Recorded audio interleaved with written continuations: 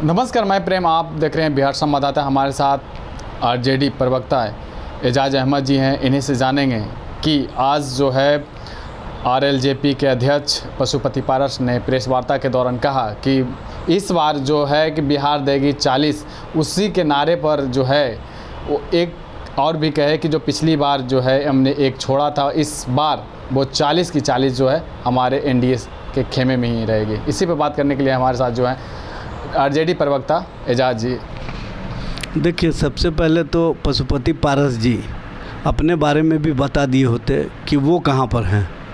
उनको भारतीय जनता पार्टी ने या एनडीए ने उस स्थिति में पहुंचा दिया है कि वो ना उगलते बन रहे हैं ना निगलते बन रहे हैं। वो क्रिया सिर्फ खा रहे हैं भारतीय जनता पार्टी का, लेकिन भारतीय जनता पार्टी उनके लिए कुछ नहीं किया। इस तरह की राजनीति करने वाले लोग जो हाशिए पर स्वयं पहुंच गए हैं, वो दूसरे के लिए जो स्वांग रच रहे हैं, दरअसल उनका अपना स्थिति और अपनी परिस्थिति उस जगह पहुंच गई है जहां से वो अब राजनीति में स्वयं को तो स्थापित नहीं कर पाएंगे।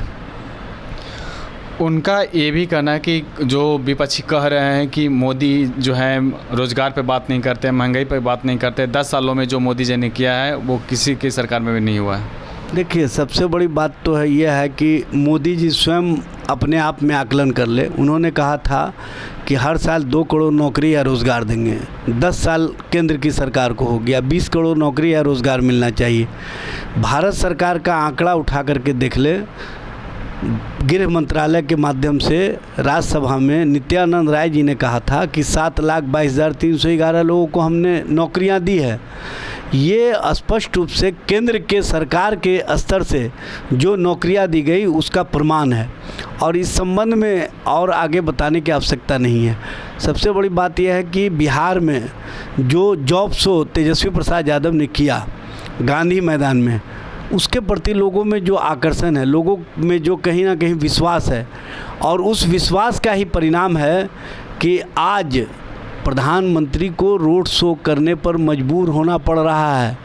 प्रधानमंत्री जी, आप एयर शो कीजिए या रोड शो कीजिए, बिहार का नौजवान, बिहार का आवाम अब जॉब शो की तरफ आकर्षित हो चुका है, और जॉब शो ही नौजवानों को भविष्य को बेहतर बनाने का काम किया है। और नौजवानों के चेहरे पर जो मुस्कुराहट आई है वो जॉब के कारण है। इसलिए आप जो नफ़रत के राजनीति में नौजवानों को झोंकना चाहते हैं, अब नौजवान और ख़ास तौर से बिहार का नौजवान नौकरी और रोज़गार की राजनीति की ओर आकर्षित हो चुका है।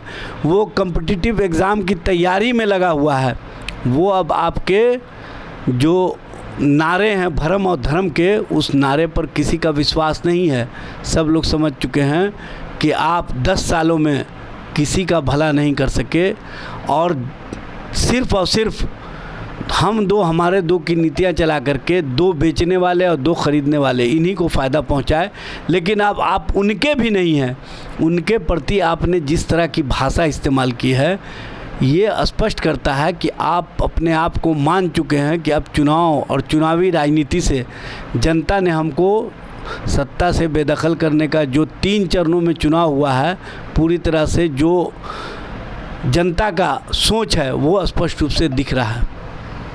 उनका ये भी कहना था कि जो चिराग पासवान के बारे में जो आप लोग कह रहे थे कि अपने चाचा को नहीं बुलाया है, एनडीए गठबंधन में है लेकिन फिर भी उनको निमंत्रण नहीं दिया है, कुछ तो आपसी जो है तालमेल एनडीए में कुछ ठीक नहीं है। लेकिन साफ तौर पे उन्होंने कहा कि हमें कोई कॉल नहीं आया है, और अगर मुझे निमंत्रण मिलती है तो हम ज़रूर जाएंगे, एक मन साझा ज़रूर करेंगे, जो हाजीपुर की जो सीट है। देखिए, इसी से स्पष्ट हो जाता है, उन्होंने स्वयं कह दिया कि कॉल के इंतज़ार में है, तो ना कॉल वो करेंगे ना ये जाएंगे। चिराग पासवान ने 20 कॉल किए थे। चिराग पासवान कहते हैं कि हम कॉल किए थे, ये कहते हैं कि कॉल नहीं आया। तो अब दोनों जो अनकॉल फॉर हो चुके हैं बिहार की जनता के सामने, बिहार की जनता अब इन लोगों को सुनना नहीं चाहती है। इन लोगों को कहीं ना कहीं पूरी तरह से जो जनता और जनता की उम्मीदों पर खरे नहीं उतरे, उसके कारण लोग समझ चुके हैं कि ये लोग सिर्फ स्वार्थी हैं, अपने विचारों की शून्यता में जीने वाले लोग हैं, और जो विचार शून्यता में जीता है उसके प्रति लोगों का कोई सोच नहीं बनता है। लोग उसी को पसंद करते हैं जो विचारों के साथ अपने आप को खड़ा रखते हैं। ये सीखना चाहिए चिराग पासवान जी को भी और पशुपति पारस जी को रामविलास पासवान जी से, जो भारतीय जनता पार्टी के साथ रहते हुए भी अपने विचारों पर न सिर्फ टिके रहे बल्कि उन्होंने समय समय पर भारतीय जनता पार्टी को याद दिलाया कि आप आरएसएस के विचारों पर अगर देश चलाना चाहोगे तो हम आपके साथ नहीं रह सकते। और उन्होंने, याद होगा आपको, एक वोट के कारण अटल जी की सरकार गिरी थी, उसमें रामविलास जी की भूमिका थी।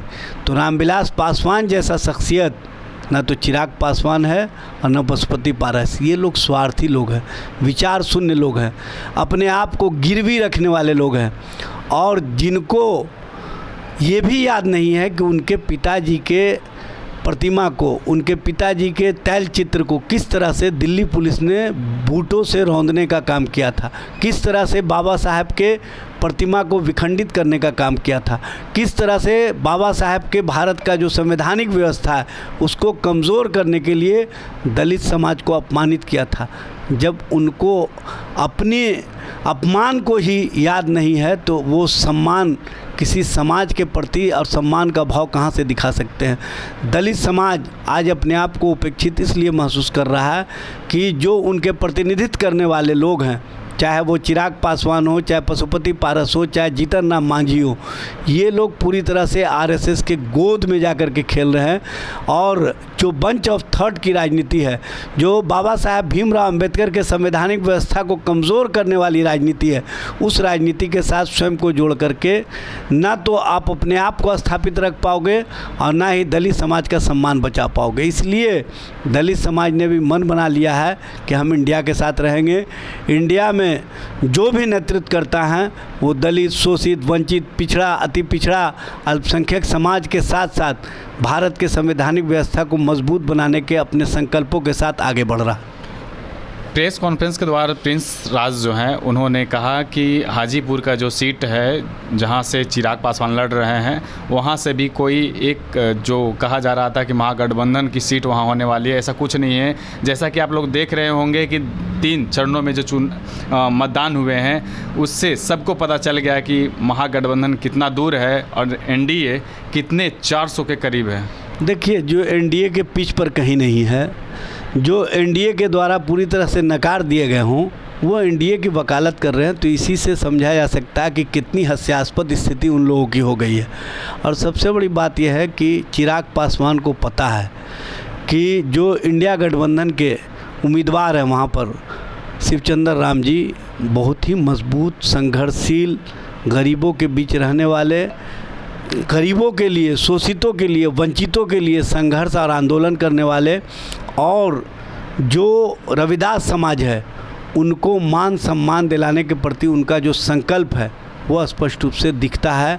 और वो हमेशा रविदास समाज, दलित समाज, अनुसूचित जाति, अनुसूचित जनजाति और समाज के सभी वर्गों के हितों के लिए न सिर्फ हाजीपुर में बल्कि बिहार स्तर पर भी संघर्ष और आंदोलन के माध्यम से अपनी जो पहचान बनाई है, उसके कारण हाजीपुर के लोग उनको पसंद कर रहे हैं और उनके नेतृत्व पर विश्वास करके इस बार तेजस्वी प्रसाद यादव को जो बिहार के लोगों ने कहीं ना कहीं मजबूत बनाने का जो संकल्प लिया है, उस संकल्पों में वो शिवचंद्र राम जी को जिता करके देश और देश की राजनीति में जो परिवर्तन का कारक बनेंगे उसमें अहम भूमिका निभाएंगे। तो आपने सुना एजाज जी क्या कुछ कह रहे थे। इनका साफ तौर पे कहना है कि तेजस्वी को बिहार की जनता है जो मजबूत कर रही है, और 4 जून को जो कह रहे हैं कि चौंकाने वाले रिजल्ट होंगे वो वास्तव में तेजस्वी के पक्ष में और चौंकाने वाले ही होंगे। इसी तरह के तमाम खबरों के लिए बने रहे और देखते रहे बिहार संवाददाता। धन्यवाद।